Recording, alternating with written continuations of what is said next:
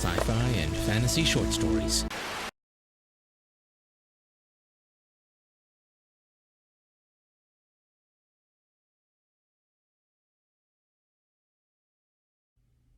The Fate of the Galaxy by Andrew Rucker Jones. Kronk masticated slowly, then gave Gree a sidelong look. Is this food organic? Kronk, dear, we can't afford organic food on your salary, his wife replied, and munched her food absently, bones cracking between the back molars of her great maw. Kronk bristled. I make a good living. If it's not enough for you, maybe you should get a job too. Gree rolled her eyes. Your salary is fine, Kronk, my love. It's just that organic food is so expensive. Besides, if I go to work, who will look after little Chugug? She cooed and gurgled at their son, who was crawling across the floor of their dining room with food hanging out of his mouth. Chugug tipped back onto a seat he made for himself out of two of his lower tentacles, shifted his food from his mouth to one of his upper tentacles, and gurgled back. Kronk peered at his son. Are you feeding him blubber sticks? He likes them better than the lean ones. Of course he does, Kronk said. They're fatty. Look at him now. His tentacles are chubby, his thorax is swollen, and his slime trail is greasy. That's just baby fat, Kronk, my love, Gree said. He'll grow out of it. Wait and see. Grumbling, Kronk returned to masticating his food with the thousands of pinprick teeth that lined the front of his upper and lower mandibles. All I'm saying, he said through a mouthful, is we should watch what we eat. Yes, dear. I mean it, Gree. An improper diet can shorten our lifespan by a couple of centuries. Do you really want me to die young? No, dear. Tell me about your day at work. Bah! Kronk swallowed his mouthful into his first stomach. You're not listening. Of course I am, dear. I just don't think it will make that much of a difference in the long run whether or not we eat organic food. That just goes to show what you know, Kronk said. And what about the galaxy? Have you thought of that? Gree gave a short, barking laugh. And what of it? Don't tell me you're worried about our precious, limited resources. Look out the spaceship portal every now and again when we go for a family ride, Kronk. The galaxy is almost limitless. Almost limitless? That's just what those tools on Homeworld want you to think. It's easier than fixing our problems. How, oh how, could we, a little tiny race from a jerkwater at the edge, possibly affect the humongous galaxy? Well, we can, Gree. We can. We're no longer from the edge of the galaxy. We cover the galaxy. And our wasteful ways will catch up to us. There is no other galaxy we can move to. Gree snorted through her proboscis.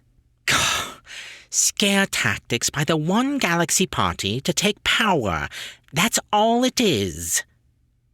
Kronk's visage darkened as he narrowed his 87 eyes. I can see we should have talked a few more things over before we married.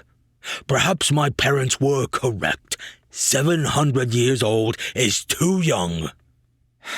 Don't give me that look, Kronk. Everything boils down to power, and the one galaxy party wants power as much as the rest, so they get it any way they can. Scaring people over to your side is easy. Well, I'll have no part of it. She crossed all 6 tentacles across her thorax. And what of the next galactic extinction? How do you and your expansionist party cronies explain that? What, a few dead worlds? It happens. And I'm not convinced that we were the reason those planets are dead. Scientists are divided on their opinions on that question. Not convinced. Not... Kronk said. He smacked a tentacle to his forehead. And no, scientists are not divided on their opinion on the matter. That is a myth propagated by the media, who are mostly loyal to the expansionist party. Says you. Gree shot back and picked little Chugug up to tickle his brown, lumpy epidermis. Chugug squealed with glee. Then how do you explain the dead planets? Solar flares. Solar flares? On all of them? The galaxy is a big place. Statistically, it could happen. Gree, we ravaged those planets, consuming their resources for our insatiable nourishment orifices until there was nothing left. Gree rolled her eyes again and continued to play with Chugug. She salivated on his tentacles to get the grease from the blubber stick off. And now we're doing the very same to this new planet, Kronk said and poked at his food.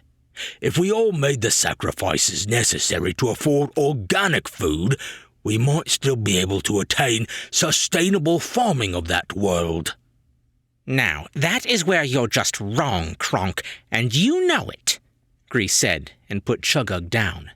That planet has already done itself in. There is no hope for it. It's a perfect example of the ways a planet can go from living to dead without any need to explain it with our so-called influence. Kronk stared at the remains of the food on his plate. Ha! I knew you couldn't contradict me on that. Let me put it to you in a different way, my pontificating partner. Do you want organic food? Or do you want that hot little red interplanetary cruiser I know you've been scrimping for? Kronk spoke slowly. The inhabitants did indeed lay systematic waste to their own planet. I doubt we could make anything worse than they already have. He slid a tentacle around a couple of the anthropoids on his plate and picked them up to consider their small, stiff bodies. Curious little things. Not many planets harbored bipeds. He put them back on his plate and smacked a tentacle on the table, sending his slime flying around the room. But we should learn from them. Learn? From them? Come on, Kronk. Don't you think you're going a bit far? The only thing I learned from them is that the pink ones taste the best. I concur, Kronk thought before adding, Very well, then. We will agree to disagree about the fate of the galaxy for the moment. We agree, at least, on the fate of Earth, and that's something to build on. But please, Gree, stop feeding Chugug the obese ones, no matter how good they taste. Oh, all right, Kronk. I won't buy any more. And if we can't afford organic, at the very least, please buy free-range humans. They do taste better, Gree conceded.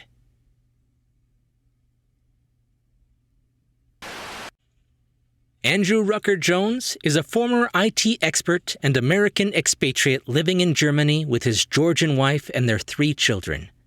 He quit his day job to become an author and has yet to regret it. You can read his blog at selfdefeatistnavelgazing.wordpress.com. Link in the description. Hey guys, I hope you liked that story. Andrew Rucker Jones is actually a returning author. His story, Personality Emporium, was on the channel a while back, and I'll make sure to leave a link in the description to where you can find that. Anyways, if you guys like this story, be sure to leave a thumbs up and a like if you're listening on YouTube. Or if you're listening to the podcast, just be sure to subscribe for more brand new short stories. I'm Chris Herron, and that's it for today's Tall Tale TV.